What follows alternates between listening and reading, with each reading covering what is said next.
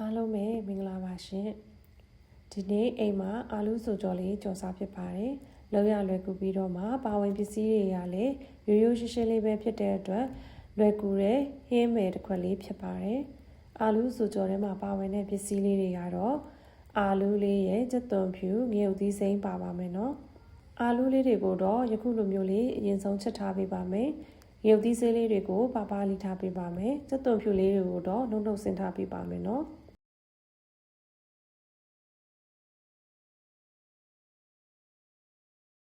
စီပူလာရင်တော့ပကောမုံနဲ့နနက်ပွင့်မုံအနှဲငယ်တို့ကိုရောပြီးစီးသက်ပေးပါမယ်။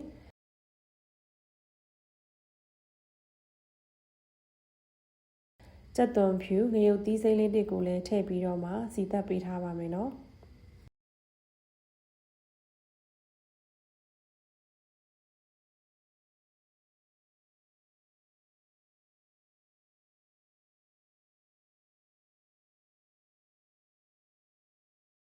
ပြီးရင်တော့အာလူးချက်ထားတာလေးကိုထည့်ကြော်လိုက်ပါမယ်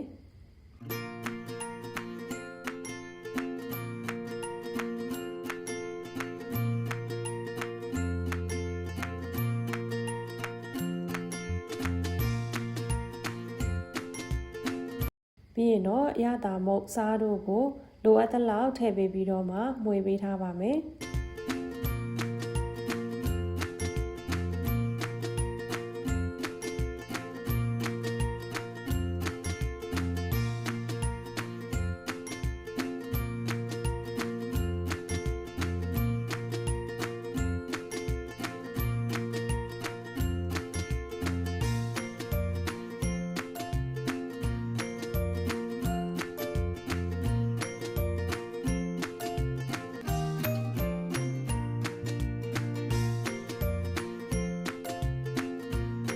ဗနီဂါအကြည်သို့မဟုတ်ဗနီဂါအနောက်ရည်လေးရှိရင်တော့ထမင်းစားစွန်းတစ်စုံခန့်ထည့်ပေးပြီးတော့မှခရုစီလေးအနှဲငယ်ထည့်ပြီးရင်ရပါပြီ။ယခုလိုမျိုးတမနှမ်းဆက်အောင်မွေကြော်ပြီးသွားပြီဆိုရင်တော့အာလူးဆိုကြော်လေးဖြစ်တဲ့အတွက်အကြာကြီးကြော်ကြမလိုပါဘူး။ယခုအနေထားမျိုးလေးဆိုရင်တော့ထုတ်လေးနဲ့အလွန်စားကောင်းတဲ့ဟင်းမယ်တစ်ခွက်ကိုရရှိပြီးဖြစ်ပါရဲ့ရှင်။